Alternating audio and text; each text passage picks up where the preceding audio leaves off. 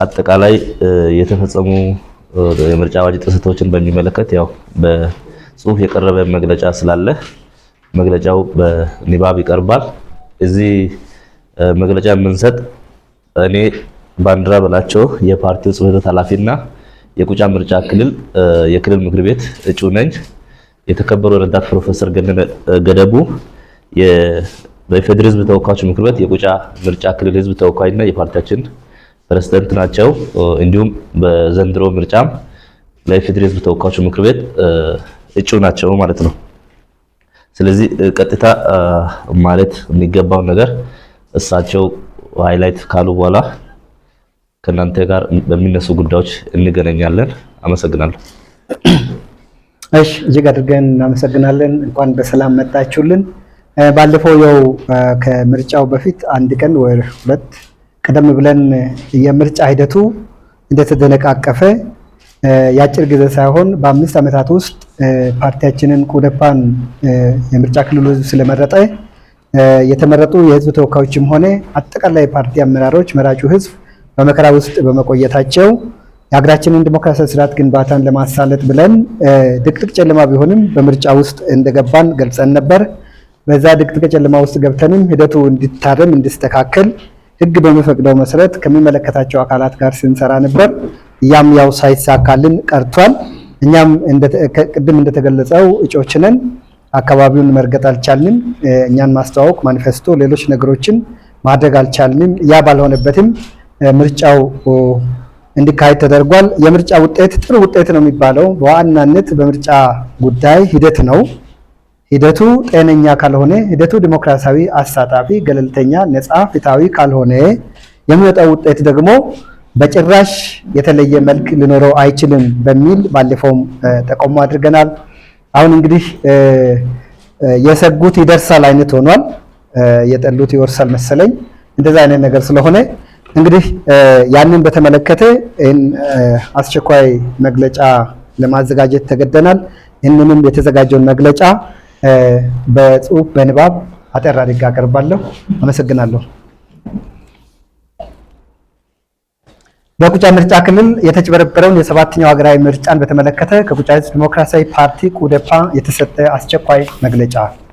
በሀገራችን ግንቦት 24 ቀን 2018 ዓ.ም የተካሄደው ሀገራዊ ምርጫ በቁጫ ምርጫ ክልል የድምፅ አሰጣጥ ሂደት ከተጀመረበት ሰዓት ጀምሮ በሁሉም ምርጫ ጣቢያዎች ማለት በሚቻል ደረጃ የምርጫ አስፈጻሚዎች፣ የብልጽግና ፓርቲ ታዛቢዎች፣ የቀበሌ አመራሮችና የጸጥታ አካላት ከመራጭ ህዝብ እጅ የድምፅ መስጫ ወረቀት እየነጠቁ ራሳቸው ለገዢው ብልጽግና ፓርቲ ድምፅ የሰጡ በመሆኑ በቁጫ ምርጫ ክልል የተካሄደው የ7ኛው ሀገራዊ ምርጫ ተጭበረብሯል። ምርጫውን በገለልተኝነት እንዲያስፈጽሙ የተመደቡ የምርጫ አስፈጻሚዎች የተሰጣቸውን ሀገራዊ ኃላፊነትና ግዴታ ወደ ጎን በማለት ከአካባቢ የመንግስት አካላት ጋር በጥቅም ተሳስረው የምርጫ ህግ ስነ ምግባር በሚቃረን መልኩ ከመራጩ ህዝብ እጅ የድምፅ መስጫ ወረቀቶችን በኃይል እየቀሙ ከህዝብ ፍላጎት ውጭ በራሳቸው ምርጫ ለገዢው ብልጽግና ፓርቲ ድምፅ የሰጡ በመሆኑ የቁጫ ህዝብ በ7ኛ ሀገራዊ ምርጫ የሚፈልገውን ፓርቲ በራሱ እጅ የመምረጥ ህገ መንግስታዊ መብት ተነፍጓል። በኢፌዴሪ ህገ መንግስትም ሆነ ህገ መንግስቱን ተመርኩዘው የወጣው የኢትዮጵያ የምርጫ የፖለቲካ ፓርቲዎች ምዝገባና የምርጫ ስነ ምግባር አዋጅ በማናቸውም የመንግስት ደረጃ የሚካሄድ ምርጫ ቀጥታ፣ ሁሉ አቀፍ፣ ዴሞክራሲያዊ እና በምስጢር ድምፅ አሰጣጥ ህዝቡ የራሱን ተወካይ መምረጥ የሚችልበት መብትና ነፃነትን የሚያረጋግጥ ቢሆንም በቁጫ ምርጫ ክልል በሁሉም ምርጫ ጣቢያዎች ማለት በሚያስችል ደረጃ ምርጫውን በገለልተኝነት እንዲያስፈጽሙ የተመደቡ የምርጫ አስፈጻሚዎች፣ የመንግስት አመራሮችና የጸጥታ አካላት የድምፅ አሰጣጥ ሂደቱ ከተጀመረበት ሰዓት ጀምሮ መራጩ ህዝብ የሚፈልገውን ፓርቲ በነፃነት እንዳይመርጥ ከመራጩ ህዝብ እጅ የድምፅ እጅ የምርጫ ካርድን በመቀበል በባሕረ መዝገብ እንደመዘገቡ የድምፅ መስጫ ወረቀት ላይ የመራጮች ህዝብ ይሁንታ ፍላጎትና ምርጫ ያልሆነውን ድምፅ ለገዢው ብልጽግና ፓርቲ እንዲሰጥ አድርገዋል። ይህም በመሆኑ የቁጫ ህዝብ በ7ኛው ሀገራዊ ምርጫ የካርድ ማውጣት ባለፈ የሚፈልገውን ፓርቲና እጩ ተወዳዳሪ የመምረጥ መብት እንዳይጠቀም ተደርጓል። በምርጫ ክልሉ የተፈጸሙ ምርጫ አዋጅ ጥሰቶች ማሳያ 1.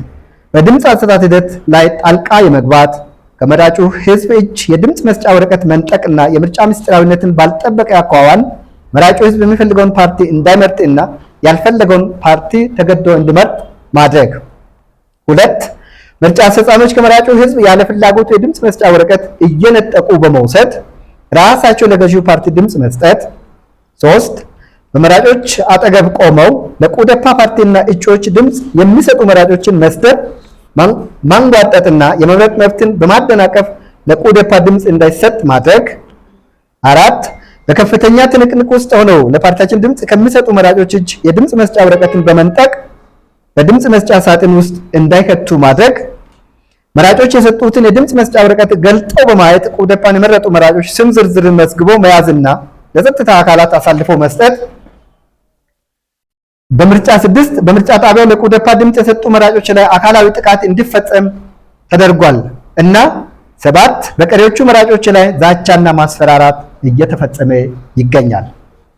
በቁጫ ምርጫ ክልል ግንቦት 24 ቀን 2018 ዓ.ም የተካሄደው ምርጫ ከላይ በተገለጸው አግባብ የመራጩን ህዝብ የመምረጥ ህገ መንግስታዊ መብትን በመከልከል ከህዝብ ፍላጎትና ይሁንታ ውጭ በምርጫ አስፈጻሚዎች፣ በገዢው ብልጽግና ፓርቲ አመራሮችና በመንግስት ጸጥታ አካላት የተሰጠው ድምፅ የተጭበረበረ የምርጫ ድምፅ በመሆኑ የመራጩ ህዝብ ድምፅ ውጤት ተደርጎ የሚወሰድ አይደለም፣ አይሆንምም። የተፈጸሙ የስነ ምግባር ጥሰቶች ረቂቅነት ያላቸው እና በጣት አሻራ ወይም በፎረንሲክ ምርመራ የሚረጋገጡ በመሆናቸው በቁጫ ምርጫ ክልል የተካሄደው 7ኛው ሀገራዊ ምርጫ ድምፅ ፍትሃዊነትን፣ ዲሞክራሲያዊነትን፣ ባለቤትነትን፣ የህዝብ ሉዓላዊነትና ክብርን እና ነፃነትን ለማረጋገጥ ሲባል የፎረንሲክ ምርመራ የሚያስፈልገው በመሆኑ ፓርቲያችን ቁደፓ በኢትዮጵያ ብሔራዊ ምርጫ ቦርድ አስፈላጊው እርምጃ እንዲወሰድ ግንቦት 25 ቀን 2018 ዓ.ም የተፈጸሙ ምርጫ ስነ ምግባር አዋጅ ጥሰቶችን በመጥቀስ ለቦርዱ በጽሁፍ አመልክቷል። በሀገራችን እስካሁን የተደረጉ ምርጫዎች መራጩ ህዝብ የመምረጥ መብቱን ሳይነፈግ በራሱ እጅ ድምፅ የሚሰጥባቸው ሆነው የድምፅ ኮሮጆ መገልበጥ እንደሚስተዋል የሚታወቅ ቢሆንም በቁጫ ምርጫ ክልል እንደ 7ኛው ሀገራዊ ምርጫ አይነት ከመራጭ እጅ በኃይል የምርጫ ካርድና ድምፅ መስጫ ወረቀት እየተነጠቀ በምርጫ አስፈጻሚ፣ በመንግስት አመራርና በጸጥታ ኃይል በመራጩ ህዝብ ፊት ሲሰጥ አይታወቅም።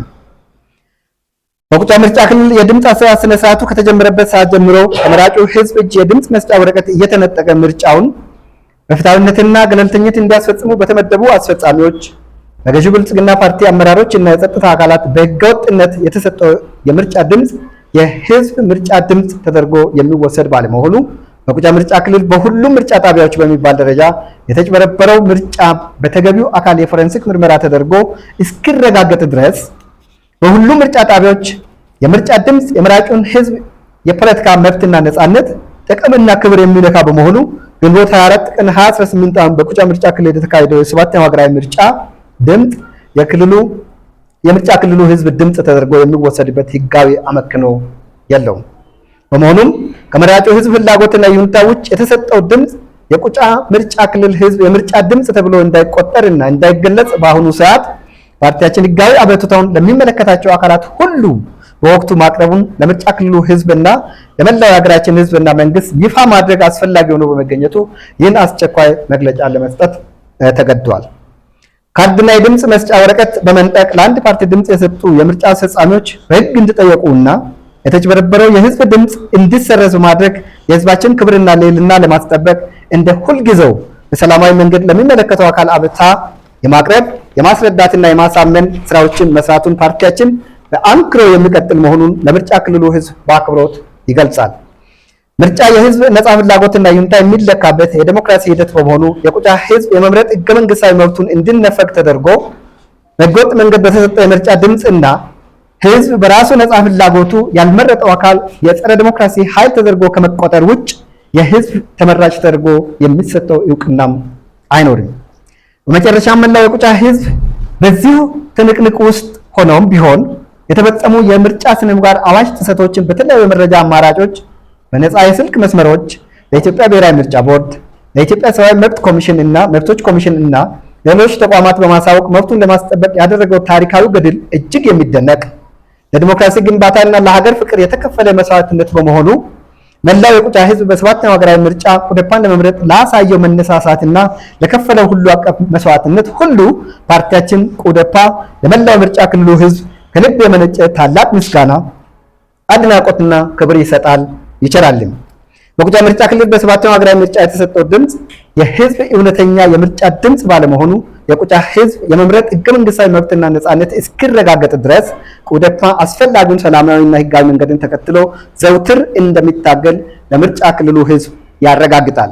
ፍትሃዊ ምርጫ ለህዝብ ሉዓላዊነት ግንቦት 26 ቀን 2018 ዓ.ም አዲስ አበባ ኢትዮጵያ። አመሰግናለሁ። ህዝብ ዲሞክራሲያዊ ፓርቲ ቁደፓ ምናልባት እንደ ፓርቲ በሀገራችን የክልላዊ ፓርቲ ቢሆንም ምናልባት ለሰላማዊ ትግልን ግንባር ቀደም ተግባሩ አድርጎ የሚንቀሳቀስ ለሀገራችን ክብርና ሉዓላዊነት ለዲሞክራሲያዊ ስርዓት ግንባታ ከፍ ያለ መስዋዕትነት እየከፈለ ያለ ፓርቲ መሆኑን ላለፉት 5 ዓመታት ባደረግናቸው ሰላማዊ ትግሎች አረጋግጠናል። ያ የኛ መርህ ለቀጣይም ይቀጥላል፣ ቢከፋንም ቢደላንም ማለት ነው። ባለፉት 5 ዓመታት ውስጥ ቁደፓ እንደ ፓርቲ እጅግ ህጋዊና ሰላማዊ ትግል እያደረገ የቆየ ቢሆንም ከፍትህ አካላት ሊሰጥ የሚገባው ተገቢው ድጋፍ ሲሰጥ አልነበረም። ከመንግስት ተቋማትም ተገቢው ድጋፍ ሲሰጥ አልነበረም። ይህ በመሆኑም በየደረጃው ማለት ነው አሁን ከተጠቀሰው ከጋሞ ዞንም ከደቡብ ኢትዮጵያ ክልልም ጀምሮ በህጋዊ መንገድ በህዝብ ተመርጠው ወደ ህዝብ ውክልና የመጡ የምክር ቤት አባላት በበራሪ ወረቀት ከምክር ቤት እንዲወጡ ተደርጓል። ህገ መንግስታዊ ባልሆነ መንገድ እኛ የህዝብ ተወካዮች የህዝብ ውክልና ስራ በተደጋጋሚ ለመስራት ህዝቡ ጋር በሄድንበት ጊዜ የግድያ ሙከራ በተደጋጋሚ ተፈጽሞብናል። ያንንም ይዘን አሁንም በህጋዊ በሰላማዊ መንገድ ፍትህ እንዲዳኘን ብለን ለህግ አቅርበናል። እስካሁን ድረስ ያ ምላሽ አላገኘም። በመንገድ ላይ ነው ያለው። ተጠርጣሪዎች የራሱ ለህግ እንዳይቀርቡ ከለላ ተሰጥቷል፣ በደቡብ ኢትዮጵያ ክልል ማለት ነው። ይሄን ሁሉ ችለን ይሄን ሁሉ እያለ ቅድም ለመጠቆም ተሞክሯል። አንድም የፓርቲ ጽህፈት ቤት የለም። 16 የሚሆኑ ፓርቲ ጽህፈት ቤቶች እንዲወድሙ ተደርጓል። ውስጣቸው የነበረው ንብረትን በሙሉ እንዲጠፋ ተደርጓል። አንድም የቁደፓ ፓርቲ አባል ወይም 2 ሆነው ገበያ መግባት፣ ሰርግ ቤት መሄድ፣ ለቅሶ ላይ መሳተፍ፣ በየትኛውም አይነት ከተማ ሻይ ቤት መቀመጥ እንዳይችሉ ተደርገዋል። ስልክ ለኔ የሚደውል 5 እና ከዛ በላይ ሰው ተመድቦለት ወይም ተመድቦበት ስለላ ይሰራበታል። ከደወለ ይታሰራል፣ ይደበደባል። ፍትህ የለም። በጣም ጨለማ የሆነ ሁኔታ ውስጥ ነው ህዝቡ ላለፉት 5 ዓመታት በብዙ መልኩ ገልጸናል። በኢትዮጵያ ህዝብ እስከሚያውቅ ድረስ የመቃብር አፈር ሰው እንዲጠጣ ተደርጓል። በቁጫ ምርጫ ክልል ማለት ነው። ተፎካካሪ ፓርቲን ስለመረጠ እጅ እግሩ ተሰብሯል። አሁን አካል ጉዳት የደረሰበት ከቤት ሀብትና ንብረቱ የተፈናቀለ ሀብቱን የተዘረፈ የተነጠቀ ምንም ፍትህ ያላገኘ ህዝብ ነው ያለው እዛ ጋር። እንግዲህ እኛ ስንቋቋም እንደ ፓርቲ ለህዝብ መብት ነው ለህዝብ ክብር ነው የተቋቋመ ነው። ቁጫ የሚባል ህዝብ ኢትዮጵያ ውስጥ አለ። 4 ነጥብ። ለምንድን ነው ይሄን የምንለው? ባህል፣ ቋንቋ፣ ታሪክ፣ ወግ ያለው ህዝብ አለ። ይሄ ህዝብ ማንነቱ እንዲጠበቅና ራሱን በራሱ እንዲያስተዳድር ይህንን ለማድረግ ነው በዋናነት ስንንቀሳቀስ የቆየ ነው። ይሄ ማለት ደግሞ የየትኛውንም የኢትዮጵያ ብሔር ብሔረሰብና ህዝብ መብት የሚነካ አይደለም። የቁጫ ህዝብ የራሱ መብት እንዲከበርለት እየፈለገ የሌላው መብት እንዲነካ አይፈልግም፣ አያደርገውምም። ስለዚህ የጋሞ ዞን ላይ ያሉ ብሔረሰቦችንም ሆነ ማንኛውንም በግለሰብ ደረጃም የቁጫ ህዝብ ስለ መብቱ ካልሆነ በቀር የሌሎችን መብት አንዳች አይነካም። የጋሞ ዞን የሚፈርስበት አንዳች ህጋዊ፣ ታሪካዊ፣ አመክንዮአዊ የሆነ ምክንያት የለም። ቁጫ የራሱ አደረጃጀት አለው፣ የራሱ ባህል አለው፣ የራሱ ታሪክ አለው። ስለዚህ ራሱን ቁጫ ብሎ ቋንቋው አካባቢው ቁጫ እንደሆነ አስረግጦ ያንን አምኖ ለዛ የሚያደርገው እንጂ ባልሆነ አኳኋን ወይም አካሄድ ትርጉም ሰጥተው ያንን ህዝቡንም ባህሉንም ታሪኩንም ወጉንም ለማጥቃትና መንግስታዊ ጫናና በደል ለማድረስ መዋቅራዊ ለማድረስ የሚጠቀሙት እንጂ ትክክለኛ ህጋዊ እውነተኛ እና ተጨባጭነት ያለው አይደለም ለማለት ነው። ስለዚህ ከዚህ አኳያ የውስጥና የውጭ የሚባለውንም እነሱ ያውቃሉ። እኛ ከራስ ፀጉር እስከ እግር ጥፍራችን ድረስ ተፈትሾ ምናልባትም የተለየ ነገር እኛ ላይ ተደቅኖ መሳሪያ ተደርገው ቢፈተሽ ከውስጣችን የሚወጣውና የሚመነጨው ሰላም፣ ዲሞክራሲ፣ ነፃነት፣ እኩልነት፣ ፍትሃዊነት ነው። 24 ሰዓት ሙሉ ስለ ሰላም እንዘምራለን። ያንንም ደግሞ በተጨባጭ እየተጎዳንም እየተጠቃንም ስደቱ መከራው ጎስቁልናው እየደረሰብንም እጅ እግራችንም እየተሰበረብንም የመቃብር አፈርንም እየጠጣንም ቢሆን ለሰላም ቅድሚያ ሰጥተን ለሰላም የምንዘምር ብቻ ሳይሆን በሰላም የምንኖር ለሰላም የምንኖር ነን። ስለዚህ የውስጥ ሆኖ ህዝብን የሚጎዳ የሀገርን ጥቅምና ክብር የሚነካ ነገር ጋር እኛ ምንም ግንኙነት የለንም። ተጨባጭነት ያለውም ነገር የለም። ይህን ደግሞ ሊያደርጉም ሊያረጋግጥም የሚችል ትክክለኛ አካልም ኃይልም የለም። ከውጭም ሆነ ከውስጥ እስከዛሬ ባለው ድረስ እስከዚች ደቂቃ ድረስ ወደፊትም እስከ ወዲያኛው ድረስ እኛ ፓርቲያችን በኢትዮጵያ ብሔራዊ ምርጫ ቦርድ የጸደቀልን መተዳደሪያ ደንብ አለ። የኢትዮጵያን ህገ መንግስት አክብረን ህገ መንግስቱን ተከትሎ የወጡ ሌሎች ህጎችን አክብረን ሰላማዊ ዲሞክራሲያዊ ህገ መንግስታዊ የሆነ እንቅስቃሴ የፖለቲካን ትግል የምናደርግ እንጂ ከየትኛውም አይነት የውጭ ከየትኛውም አይነት የውስጥ ጸረ ህዝብ ወይም ጸረ ሰላም ወይም ጸረ ሀገር ከሆነ አካል ጋር ትብብር የለንም። ይሄን አግኝቻለሁ ሲያደርግ አግኝቻለሁ አረጋግጫለሁ የሚል በህጋዊ መንገድ በትክክለኛው መንገድ በህግ ሊሞግተን ሊጠይቀን ይችላል። ለዛ በራችን ክፍት ነው። እስከዚህ ነው ያለ ነገርና ይሄን በተለምዶ የተሰራውን እጅግ ዘግናኝና ሰቅጣጭ በ21ኛው ክፍለ ዘመን በሰው ልጅ ላይ ሊፈጸም የማይገባውን ድርጊት የፈጸሙበትን ምናልባት በጓሮ ለመሸፈንና ለመደበቅ የሚወራ ነገር ካልሆነ በቀር ሄዶ አሁንም ቢሆን አቅማችን በፈቀደ መንገድ እያስረዳን ነው። ለኢትዮጵያ ህዝብ ለኢትዮጵያ መንግስት 5 ዓመት ሙሉ ስናስረዳ ቆይተናል። አሁንም ይኸው ቀጥሏል። አሁንም ህጋዊ መንገድ ይዘን ሰላማዊ መንገድ ይዘን ለሀገራችን ሰላም ለሀገራችን ነፃነት አቅማችን የፈቀደውን ሁሉ እያደረግን ነው የምንገኘውና ምናልባት የሰላም ተምሳሌት የሚለውን እኛም እንቀበላለን፣ ግን ሊረጋገጥልን ይገባል። ሰላም ተምሳሌት የሚለውን ሊረጋገጥልን ይገባል። ያ ሽፋን ሊሆን አይገባም። በዛ ሽፋን ወንድም ወንድሙን ወይም የሰው ልጅ የመቃብር አፈር እያጠጡ አልጠጣም የሰላም ተምሳሌት ነኝ የሚባል ነገር እጅ እግር የሰው ልጅ እየተሰበረ በጠራራ ፀሐይ ህጋዊ ባልሆነ መንገድ እንደዛ አይነት ሽፋን ብንሰጥ እንታመማለን እንጂ አንፈወስም። ስለዚህ እውነተኛ የሆነ ነገር መሬት ላይ ያለ ነገር አለ። ያ መሬት ላይ ያለው በሽታ ሊቀረፍ ወይም ሊፈወስ ይገባል፣ ሊታከም ይገባል የሚል እምነት አለንና ያለን ነገር ይህንን ይመስላል። ምናልባት ጥያቄውን በአግባቡ መልሸው ከሆነ እሺ። ሚዲያ እውነተኛ ሚዲያ ትክክለኛ ሚዲያ ለዜጎች ሀብት ነው፣ አቅም ነው፣ ጉልበት ነው። ይሄን እጅግ አድርገን እናምናለን። መሪው ዜጎች ሲታመሙ የሚታመም ሲታረዙ ርዛታቸው የሚሰማው ሲያለቅሱ የሚያለቅስ በመከራቸው የሚሰማው እንደሆነ እንረዳለን።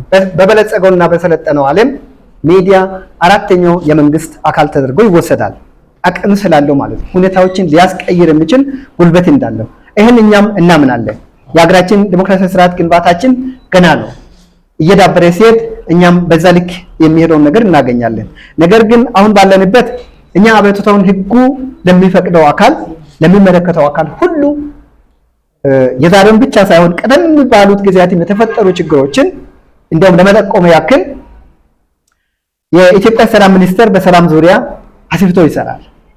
እጅግ በጣም ቁጥር ስፍር የሌላቸውን አቤቱታዎች አቅርበናል። ከቁልፍ ጥያቄዎች አኳያ የኢትዮጵያ ፌዴሬሽን ምክር ቤት ይመለከተዋል። የማንነት እውቅና ጥያቄ ዛሬ 13ኛ ዓመቱን ይዟል። ኃላፊዎች በየጊዜው ሊቀያየሩ ይችላሉ። ህግ ስለሆነ አለ አቅርበናል። ነጋ ጠባ በሚባል ደረጃ ማለት ነው። ፍትህ ሚኒስቴር ድረስ የደረሰብንን በደል አስረድተናል። የኢትዮጵያ ህዝብ እንባ ጠባቂ ተቋም፣ የኢትዮጵያ ሰብአዊ መብቶች ኮሚሽን፣ የኢትዮጵያ ብሔራዊ ምርጫ ቦርድ በዋናነት የምርጫ ጉዳይ እና የፖለቲካ ጉዳይ የሚመለከተው ስለሆነ ቀን ከሌሊት በሚባል ደረጃ አብረን እየሰራን ነው እና እነዚህ አቤቱታዎችን ለሚመለከታቸው ሁሉ እንደ ህዝብ ተወካይ ለደረሰብን በደል ለኢትዮጵያ ህዝብ ተወካዮች ምክር ቤት አቅርበናል። እንግዲህ በተለያዩ አጋጣሚዎች በቀጥታም ሆነ በተዘዋዋሪ ለሚመለከታቸው አካላት በቃል በሰነድ አቤቱታ እስከ ዛሬ ባለው እስከዚህ ደቂቃ ባለው ድረስ እያቀረብን ቆይተናል። የምርጫ አዋጅ ጥሰቶችን በተመለከተ በ25 9ኛ ወር እንግዲህ 2018 ዓ.ም ጉዳዩ የሚመለከተው የኢትዮጵያ ብሔራዊ ምርጫ ቦርድ ስለሆነ ከምርጫ ክልሉ ማስተባበሪያ ጀምሮ እስከ ኢትዮጵያ ብሔራዊ ምርጫ ቦርድ ድረስ እንዲደርስ ተደርጓል። ቀደም ብሎ ግን በምርጫ ዕለት የነበሩ የምርጫ አዋጅ ጥሰቶችን በተመለከተ የኢትዮጵያ ብሔራዊ ምርጫ ቦርድ ያዘጋጀው የአስቸኳይ ምላሽ ሰጪ የስልክ መስመር አለ 6214 ላይ 24 ሰዓት በሚባል ደረጃ መረጃዎች ሲደርሱ ነበር። ከዛ ባሻገር ለምርጫ ማስተባበሪያ ኃላፊዎችም መረጃዎች ይደርሱ ነበረ። በጽሁፍም በስልክም አስፈላጊው ነገር እያደረግን ነበር። እንግዲህ በሂደቱ ሂደቱ አሳታፊ አልነበረም፣ አካታች አልነበረም፣ ዴሞክራሲያዊ አልነበረም ካልንባቸው መንገዶች አንዱ ሚያዝያ 10 ላይ ወደ ቁጫ ምርጫ ክልል ስንሄድ አንዲያ እጮችም አለን፣ መራጮች እዛ ውስጥ አሉ። የካርድ ማውጫው ጊዜ አላለቀም ነበር። 4 ቀን ከፊት እያለ ነበር ይሄድ ነው። እዛ ውስጥ ያሰለጠናቸው እጅግ በርካታ የሚሆኑ 400 እና ከዛ በላይ የሆኑ ታዛቢዎችም ያሉበት ነበር። ስንሄድ ከመንገድ በጸጥታ በኃይል ተመልሰናል። የተወሰናችሁ እዚህ ያላችሁ ያንን ታውቁታላችሁ። እንግዲህ ያ በመሆኑ አንድም ታዛቢ በአንድም ከ102 ምርጫ ጣቢያዎች በአንዳቸውም የኛ ፓርቲያችን ታዛቢ አልነበረም ማለት ነው። በመሆኑም ነው ምርጫው አቅሉን ስቶ ወደ ሌላ አቅጣጫ ሊሄድ የቻለውና በዚህ መልኩ የተፈጸመ በመሆኑ ነው። ስለዚህ አቤቱታን ለሚመለከታቸው ሁሉ አድርሰናል። ከእናንተ እኛ ዛሬ የምንፈልገው የኢትዮጵያ ሕዝብ ይወቅልን። እኛ የቁጫ ሕዝብ ዲሞክራሲያዊ ፓርቲ ለኢትዮጵያ ሰላም፣ ለኢትዮጵያ ዲሞክራሲያዊ ስርዓት ግንባታ አቅማችን የፈቀደውን ሰላማዊ ትግል ለትውልድ የሚሸጋገር ሰላማዊ ትግል ህጋዊ መንገድን ተከትለን እያደረግን መሆናችንን እና ግን በዚህ ውስጥ በደል ያልተፈለገ አካሄድ ወይም ተግባር እየተፈጸመብን እንደሆነ ያም በህግና በህገ መንግስት መሰረት እንዲፈታ እንዲታረምልን እንዲደረግ የበኩላችሁ እንድታደርጉ የኢትዮጵያ መንግስትም የኢትዮጵያ ብሔራዊ ምርጫ ቦርድም ሌሎች የሚመለከታቸው በሰብአዊ መብቶች ላይ የሚሰሩ የኢትዮጵያ ሰብአዊ መብቶች ኮሚሽንም ሌሎች ተቋማትም የህዝብን በደልና ኢሮሮ ሊያዩ የሚችሉ የሀገራችን ዲሞክራሲያዊ ስርዓት ግንባታ በእግሩ እንዲቆም በትውልድ ቅብብሎሽ እየተሻሻለ እየተገነባ እንዲሄድ በእውነት አምድ ላይ መቆም ስላለበት ያ እንዲሆን እንድታሳውቁ ልን ነው የምንፈልገውና በዋናነት ይህንን ማለት ነው። አመሰግናለሁ። እሺ እጅግ አድርገን እናመሰግናለን። ለምርጫ ቦርድ ያቀረብነው አቤቱታ በህጉ መሰረት ነው ያቀረብነው። ምናልባት ቦርዱ አፋጣኝ የሆነ መፍትሄ ይሰጣል ብለን እናምናለን። ይሄ ጉዳዩ የሚመለከተውና ህጋዊ ተቋም ስለሆነ ህጋዊ የሆነ ጥያቄ አቤቱታ ቀርቦ ህጋዊ ምላሽ ካልተሰጠ አሁንም እርከኖች አሉ። ህጋዊ መስመር ያላቸው ለዚህ ነው። ቦርዱ አስተዳደራዊ ውሳኔ ይሰጣል ብለን እናምናለን፣ እንጠብቃለን። ያ ሆኖ በቦርዱ አስተዳደራዊ ውሳኔ ሁኔታዎች የማይታረሙና የማይስተካከሉ ከሆነ ቀጣይ እርከን አለ። አሁንም ህጋዊ መስመር ተከትለን ህጉ በሚፈቅደው መሰረት ወደ ህግ ነው የምንሄደው። የመጨረሻው ጉዟችን ማብቂያው ህግ ነው ማለት ነው። በአዋጅ የተቀመጠ ህግ አለ። ያንን ተከትለን ህጋዊ መስመር ተከትለን እንሄዳለን ማለት ነው። እሺ የምርጫ ክልሉ ባህሪና ሁኔታውን የቅሬታ አቀራረብና እንዲሁም ሂደቱን አብዛኛው የሚዲያ አካላት እንደሚያስታውሱ እኛም ተስፋ እናደርጋለን። ለዚሁ አንዱ ትልቁ ማሳያ የሚሆነው የ2013 ምርጫ መውሰድ እንችላለን። በ2013 እንደዚሁ በአጠቃላይ በሁሉም ምርጫ ጣቢያዎች ፓርቲያችን ከፍተኛ ድምጽ በሁሉም ጊዜያዊ ውጤት በሚገለጽበት በሁሉም ቦታዎች ከፍተኛ ድምጽ ሲያገኝ ወዲያውኑ ነው የአካባቢው የመንግስት አካላት በምርጫው የተሸነፉ አካላት ምርጫውንና የምርጫ ድምጽን የማፈን ተግባር ውስጥ ሲገቡ ወዲያው ነበር ቦርዱ አክሽን የወሰደው። አሁን ቅድም ቦርዱ ምላሽ ይሰጣል ተብለው ለተነሳው ጥያቄ ምላሽ ይሆናል ብለን እናስባለን። ወዲያውኑ ፌደራል ፖሊስን በአካባቢው ነበር። ከዚህ በፊትም ባለው ጊዜ አካባቢው ይታወቃል። ህዝቡ የራሱን መብት ለማስከበር እጅግ በጣም የሰለጠነ አካሄድን ተከትሎ የራሱን መብት ለማስጠበቅ የሚታገል ህዝብ ነው። የዚህ ህዝብ ተወካዮች ነን።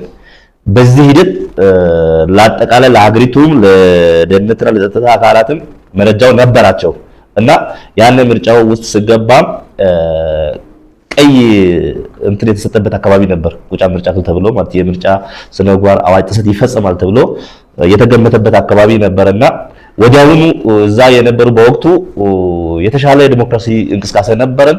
እኛም አጠቃላይ እስከ መንደር ምርጫ ቅስቀሳ አድርገናል። ማኒፌስቶችን አስተዋውቀናል። እጩዎቻችንን አስተዋውቀናል። በትክክል በነፃነት ተንቀሳቅሰናል።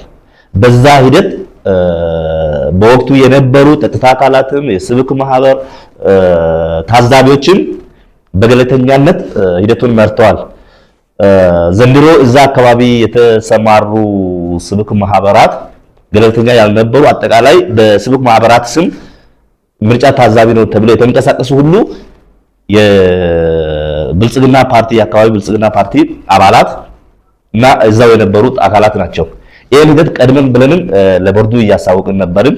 ለቦርዱ ብቻም ሳይሆን ለአጠቃላይ በሲቪክ ማህበራት ደረጃ ያሉ አካላት ጋር ውይይት በሚደረግበት ጊዜ የተቋማቸው ገለልተኛነትን በተመለከተ ሀሳብ ስናነሳ ነበር። የሆነው ከዚህ አንጻር ነው። ገለልተኛ ታዛቢ እዛ ውስጥ አለመኖሩ አንድ ችግር ነው።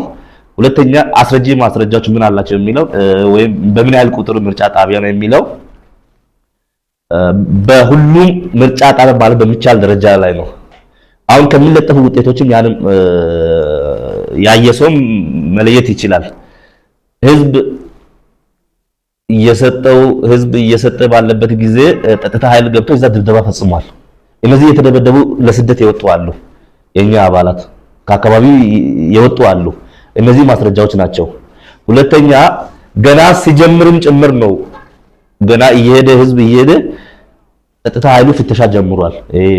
ታጣቂ የሚባሉ የቀበሌ ታጣቂ ምናምን የሚባሉት ከምርጫ ድምጽ መስጫ 200 ሜትር ርቆ መቆም የሚገቡ ጸጥታ አካላት በምርጫ አስፈጻሚዎች ነው ፍተሻ የሚደረገው። ይህ የወጡ ቪዲዮዎች እና ፎቶዎችም አሉ። ግን ለደህንነት ሲባል ለኛ ማስረጃው ደህንነት ሲባል አንዳንድ ማናጋልጣቸው ጉዳዮች ይኖራሉ። በህግ አግባብ ሂደቱም የሚታይ ስለሆነ እና በቂ መረጃ እኛ አለን። እኛ ብቻም ሳይሆን ህዝብ ራሱ ማስረጃ ነው። እንደተባለው ቅድም ተጠቅሷል። የኢትዮጵያ ብሔራዊ ምርጫ ቦርድ ይሄ ነፃ የስልክ መስመር አበጃጅቷል ለዚህ ሂደት። ያንን ማጣራት ይቻላል። ማንንም አካል ስልጣን ያለው አካል ይሄንን አካባቢ ጉዳይ እንደውም ምርጫ ቦርድ እውነትም ያንን መስመር ለዚሁ ስኬት አስቀምጦ ከሆነ የኛ መንገድ ተጨማሪ ማስረጃም አያስፈልገውም። ህዝቡ ለኛ ደውሎ ይነግራል። ምክንያቱም እኛ የምርጫ ክልሉ ህዝብ ህጋዊ የፖለቲካ ውክልና አለን። ህዝቡ መርጧል ባለፈው ምርጫ። ስለዚህ እንደ መንግስት ህዝቡ የሚያየው ይሄንን ፓርቲ ነው። የራሱ ተወካይ እሳቸው በፌደራል ህዝብ ተወካዮች ምክር ቤት የምርጫ ክልሉ ህዝብ ተወካይ ናቸውና አቤቱታውን ለተወካዩ ያቀርባል። እሳቸው አንድ ሰው አንድ ግለሰቡ የፓርቲያችን ፕሬዝዳንት ብቻ አይደሉም። አጠቃላይ የቁጫ ምርጫ ክልል ህዝብ ህገ መንግስታዊ የህዝብ ውክልና ስልጣን አደራ ያላቸው ናቸውና ህዝቡ ቀጥታ እንደ መንግስት ተቀብሏቸው የራሱን ችግር የራሱን በደል በምርጫ ሂደቱ የነበረው ሁሉ ቀጥታ መረጃ ስለሚያደርስ ከህዝብ ተወካይ የሚሰጥ ማስረጃ ተገቢና ህጋዊ ቅቡልነት ያለው ማስረጃ እንደሆነ ሊወሰድ ይገባል። ወደ አካባቢው ከመንቀሳቀስ ጋርም ተያይዞ ሂደቱ ላይ የነበሩ ነገሮችን ሁሉ ያው ስናሳውቅም ስለነበርን ከዛም መረዳት ይቻላል። ቅድም ከጋሞ ዞን ጋር የሚያያዙ ነገሮች እኛ በግልጽ በተጻፈ ፖለቲካ ዓላማ አለን፣ ፖለቲካ ራዕይ አለን። ህዝቡ ራሱ እዛው ከሚዋሰኑ አካባቢዎች ህዝቦች ጋር ለዘመናት በሰላም በፍቅር በመቻቻል በአንድነት የኖረ ህዝብ ነው። ይሄን ህዝብ እኛ በኪስ ይዘን የምንዞረው አይደለም። በምድሩ በራሱ ቀየው የሚኖር ከዘመናት በፊት ጀምሮ ደግሞ በራሱ ባህል በራሱ መንግስታዊ ስነ መንግስታዊ አስተዳደር መስርቶ የኖረ ህዝብ ነው። ቋንቋው ባህሉ ያለ ህዝብ ነው። ራሱን ቁጫ ብሎ የሚገልጽ ህዝብ ነው። ይሄን ህዝብ ይዘን ወደ ሌላ ፕላኔት የምንወስደው የትም የለም። የተሻለ ማህበራዊ ግንኙነት ከጋሞ ህዝብ ጋርም ከጎፋ ከወላይታ ከዳውሮ ከመላው ኢትዮጵያ ህዝብ ጋር ተቻችሎ ተፈቃቅደው ተከባብረው እንዲኖር ነው የምንታገለው። የጋሞ ዞን አንድነትን ለመበተን የምንታገለው ምንም አጀንዳም ምንም የለንም። ምናልባት የኛ የፖለቲካ የህዝብ አስተዳደር ህዝቡን አካባቢውን በጂኦግራፊና በስነ ልቦና በታሪክ ስለምናወቅ ያን እድል ካገኘን ይሄ ለሁሉ ኢትዮጵያ ህዝብ ለቁጫ ህዝብ የምናደርገው ነው፣ ለጋሞ ህዝብ የምናደርገው። ከዚህ ውጪ የጋሞ ህዝብ ሰላም የቁጫ ህዝብ ሰላም ብለን እንጠብቃለን። የጎፋ የዳውሮ የወላይታ ከነዚህ ህዝቦች ጋር ይሄ ህዝብ ቁጫ ህዝብ በተፈጥሯዊ ወንዞች ነው የሚዋሰነው። ስለዚህ በፍቅር በአንድነት የሚኖሩ ህዝቦች ናቸው።